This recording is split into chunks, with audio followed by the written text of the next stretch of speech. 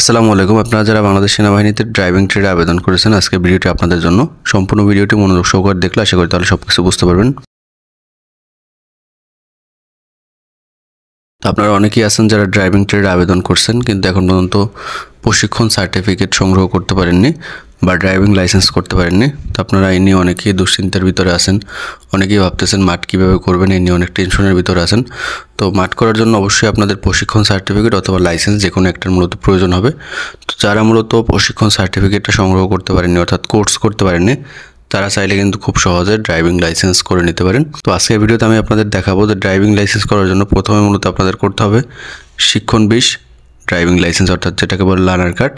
তো learner card করার জন্য আপনাদের কী কী প্রয়োজন হবে এবং কেউ যদি আমার মাধ্যমে লার্নার কার্ড করতে চান, আপনারা চাইলে স্ক্রিনে দেওয়া হোয়াটসঅ্যাপ নম্বরে আমার সাথে যোগাযোগ করতে পারেন। লার্নার কার্ড করার জন্য মূলত আপনাদের প্রথমে অনলাইনে আবেদন করতে হবে।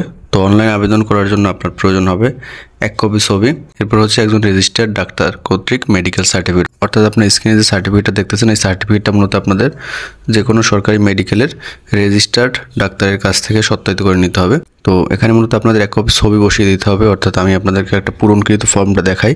এই ফর্মটা যেভাবে মূলত পূরণ করা এভাবে পূরণ করতে হবে, পাশাপাশি ডাক্তারের সিল এবং স্বাক্ষর নিয়ে আসতে হবে। এরপরে হচ্ছে আপনার রক্তের গ্রুপের প্রয়োজন হবে, অর্থাৎ আপনার রক্তের গ্রুপ কি এটার প্রয়োজন হবে, আপনার শিক্ষাগত যোগ্যতার সার্টিফিকেট অর্থাৎ আপনার কতটুকু পড়ালেখা করেছেন সেই সার্টিফিকেটের প্রয়োজন হবে। এরপর হচ্ছে আপনার এনআইডি কার্ড। এনআইডি কার্ড মূলত বাধ্যতামূলক, এনআইডি কার্ড ছাড়া মূলত আপনি ড্রাইভিং লাইসেন্স করতে পারবেন না। এরপরে হচ্ছে ইউটিলিটি বিলের কপি অর্থাৎ আপনার বিদ্যুৎ বিলের কপি প্রয়োজন হবে।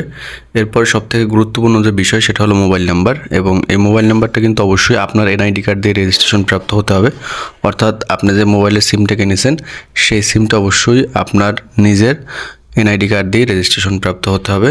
এরপরে সরকারি ফি আছে নির্দিষ্ট, সেই ফি পরিশোধ করে মূলত আপনারা চাইলে খুব সহজেই লার্নার কার্ড অর্থাৎ শিক্ষণ 20 ড্রাইভিং লাইসেন্স করতে পারবেন। শিক্ষণ 20 ড্রাইভিং লাইসেন্স করার পরে মূলত পরবর্তীতে আপনাদের ড্রাইভিং লাইসেন্স দেওয়া হবে।